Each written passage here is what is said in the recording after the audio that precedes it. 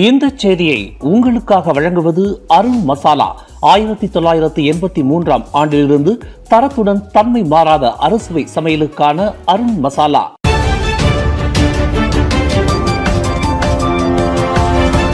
வணக்கம். திசைகளின் ஒரு மணி செய்திகள். ஜொஹூர் தேர்தல் களம் அனல் பறக்கிறது.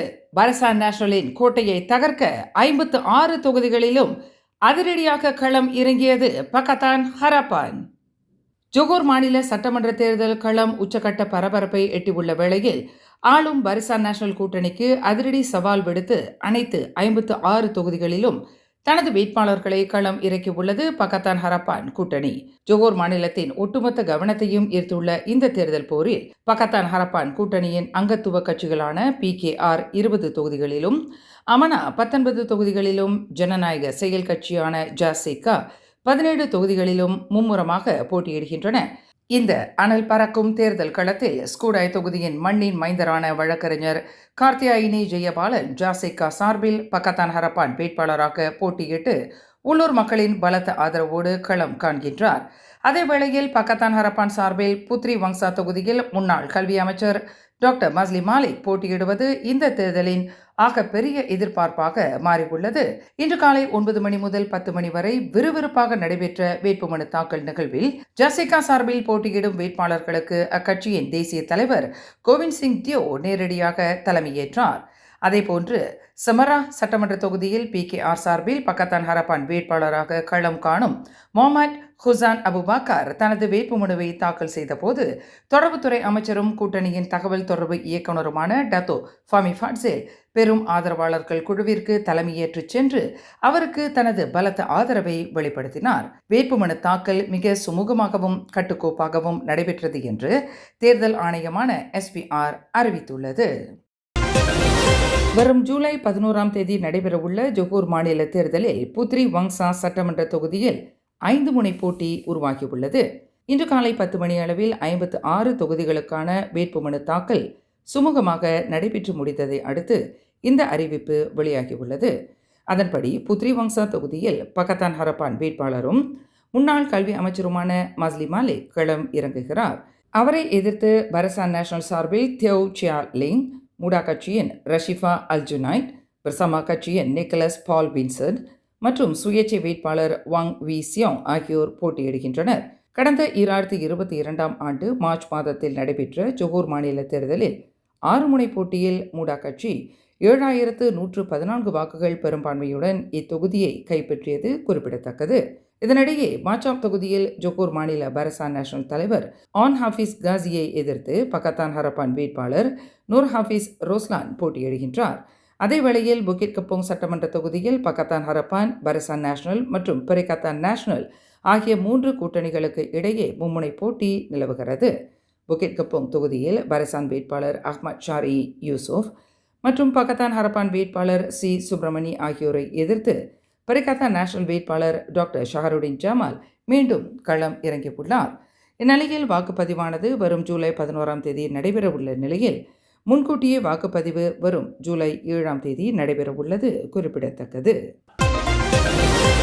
ஜொஹூர் மாநில பரசான் நேஷனல் தலைவர்களான டத்தோ ஆன் ஹாஃபிஸ் காசி தமது ஆதரவாளர்களுடன் பெரும் திரளாக வந்து மாச்சாப் தொகுதியில் மீண்டும் போட்டியிடுவதற்கான தமது வேட்புமனுவை இன்று காலை தாக்கல் செய்தார்.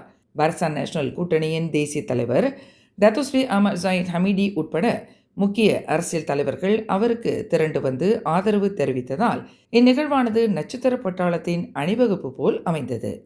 மேலும் முன்னாள் அம்னோ இளைஞர் பிரிவு தலைவர்களான ஹிஷாமுடீன் ஹுசைன், கைரி ஜமாலுடீன் மற்றும் ஜொஹூர் மாநில முன்னாள் மந்திரி பசார் ஹஸ்னி முகமது ஆகியோரும் ஆன் ஹாஃபீஸுடன் இணைந்து வந்து தங்களது ஆதரவை தெரிவித்தனர். இதனிடையே பரசான் நேஷனல் ஆதரவாளர்கள் இன்று காலை 8 மணி முதலே கூட்டணியின் செயல்பாட்டு மையத்தில் திரள தொடங்கினர். அதன் பின்னர் அவர்கள் சிம்பாங் ரங்காம் நகராண்மை கழக கட்டிடத்தில் அமைந்திருந்த வேட்புமனு தாக்கல் மையம் நோக்கி பேரணியாக சென்று தங்களது வேட்பாளருக்கு ஆதரவு தெரிவித்தனர். கடந்த 2022ஆம் ஆண்டு ஜொஹூர் மாநில தேர்தலில் மாச்சாப் தொகுதியில் 6543 வாக்குகள் பெரும்பான்மையில் ஆன் ஹாஃபீஸ் வெற்றி பெற்றிருந்தார். இம்முறை மாநில தேர்தலுக்கான வாக்குப்பதிவு வரும் ஜூலை 11ஆம் தேதி நடைபெறவுள்ள நிலையில் முன்கூட்டியே வாக்குப்பதிவு வரும் ஜூலை 7ஆம் தேதி நடைபெறவுள்ளது குறிப்பிடத்தக்கது. பொதுமக்களின் கருத்துக்கள் மற்றும் கோரிக்கைகளை தொடர்ந்து புடி மடானி டீசல் மானிய திட்டத்தில் பல முக்கிய மாற்றங்களை மடானி அரசாங்கம் அறிவித்துள்ளது. தகுதியான மலேசியர்களுக்கு மட்டுமே டீசல் மானியம் சென்றடைவதுடன் மானிய முறைகேடுகளையும் தடுப்பதே இந்த நடவடிக்கையின் முக்கிய நோக்கமாகும் என இரண்டாவது நிதியமைச்சர் டத்துஸ்ரீ அமீர் ஹம்சா அசீசான் தெரிவித்துள்ளார். அதன் அடிப்படையில் வரும் ஜூலை 1ஆம் தேதி முதல் 3 மாதங்களுக்கு டீசல் வாகனங்களின் உரிமை மாற்ற கட்டணம் முழுமையாக விலக்கப்படும் என்று நிதி அமைச்சு சார்பில் இன்று வெளியிட்டுள்ள அறிக்கையில் அவர் குறிப்பிட்டுள்ளார். மேலும் உண்மையான வாகன பயனாளர்களான நெருங்கிய குடும்ப உறுப்பினர்களுக்கு டீசல் மானிய தொகையை மாற்றிக்கொள்ளவும் அரசு அனுமதி வழங்கியுள்ளது. அத்துடன் நிறுவனங்களுக்கு சொந்தமான தனியார் பிக்அப் மற்றும் ஜீப் வகை டீசல் வாகனங்களுக்கும் பூடி டீசல் திட்டம் விரிவுபடுத்தப்பட்டுள்ளது. தகுதியான வாகன உரிமையாளர்கள் இன்று ஜூன் 27ஆம் தேதி முதல் மைகார்ட் மூலம் லிட்டருக்கு 2 ரிங்கெட் 15 சென்ட் விலையில் மானிய டீசலை பெற முடியும். இந்நிலையில் நாடு முழுவதும் ஜூலை 1ஆம் தேதி முதல் லிட்டருக்கு 2 ரிங்கெட் 10 சென்ட் என்ற விலையில் திட்டம் முழுமையாக அமல்படுத்தப்படும் என அறிவிக்கப்பட்டுள்ளது. மலேசிய சுகாதார அமைச்சின் அதிகாரப்பூர்வ இணையதளமானது சைபர் தாக்குதலால் பொதுமக்களின் பயன்பாட்டிற்கு தற்காலிகமாக முடங்கியுள்ளது. இதுகுறித்து இன்று சனிக்கிழமை வெளியிடப்பட்ட அறிக்கையில் இணையதள அணுகலில் ஏற்பட்டுள்ள பாதிப்பானது சைபர் பாதுகாப்பு தொடர்பாக ஏற்பட்டிருக்கலாம் என முதற்கட்ட விசாரணையில் தெரிய வந்துள்ளதாக அமைச்சு தெரிவித்துள்ளது. சம்பவத்திற்கான காரணத்தை கண்டறிய விரிவான விசாரணை நடைபெற்று வருவதுடன் இணையதளத்தை விரைவில் மீண்டும் செயல்பாட்டிற்கு கொண்டு வர மறுசீரமைப்பு பணிகளும் தீவிரமாக மேற்கொள்ளப்பட்டு வருகின்றன.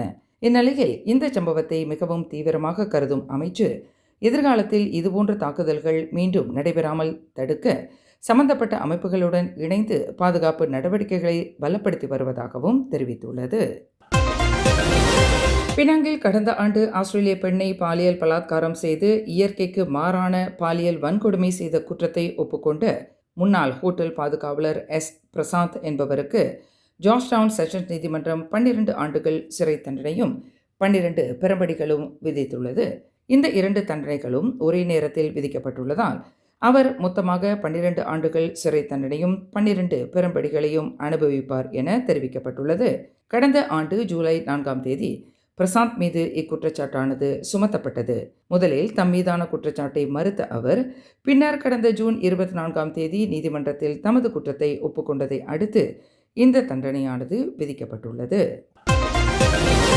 கோலாலம்பூர் டியூக் விரைவுச்சாலை ஜலான் குச்சிங் சந்திப்புக்கு அருகே இன்று அதிகாலை நிகழ்ந்த கோர விபத்தில் கார் ஒன்று தீப்பற்றி எரிந்ததில் அதிலிருந்த 2 உடல் கருகி பலியாகினர். இன்று அதிகாலை 5:20 மணியளவில் அவசர அழைப்பு கிடைத்ததை தொடர்ந்து ஜின்ஜாங் மற்றும் ஸ்ரீஹார்த்தமாஸ் தீயணைப்பு நிலைய வீரர்கள் சம்பவ இடத்துக்கு விரைந்து சென்றதாக கோலாலம்பூர் தீயணைப்பு மற்றும் மீட்பு நிலையம் தெரிவித்துள்ளது. மேலும் சம்பவ இடத்தில் 3 பயணித்த அந்த காரானது முழுவதுமாக தீப்பற்றி எரிந்து கொண்டிருந்ததாகவும் அந்த அறிக்கையில் கூறப்பட்டுள்ளது. காருக்குள் சிக்கியிருந்த 2 சம்பவ இடத்திலேயே உடல் கருகி உயிரிழந்த நிலையில் மற்றொருவர் உயிருடன் மீட்கப்பட்டு மருத்துவமனைக்கு அனுப்பப்பட்டுள்ளார். இந்நிலையில் இவ்விபத்து குறித்து போலீசார் தீவிர விசாரணை மேற்கொண்டு வருகின்றனர். இந்த செய்தியை உங்களுக்காக வழங்கியது அருண் மசாலா. 1983ஆம் ஆண்டிலிருந்து தரத்துடன் தன்மை மாறாத அறுசுவை சமையலுக்கு அருண் மசாலா. மேலும் செய்திகளை தெரிந்து கொள்ள கீழே இருக்கும் பெல் பட்டனை அழுத்துங்கள். உங்கள் மகிழ்ச்சியை வெளிப்படுத்த லைக் மற்றும் ஷேர் செய்யுங்கள். தொடர்ந்து திசைகளோடு இணைந்திருக்க சப்ஸ்கிரைப் செய்யுங்கள்.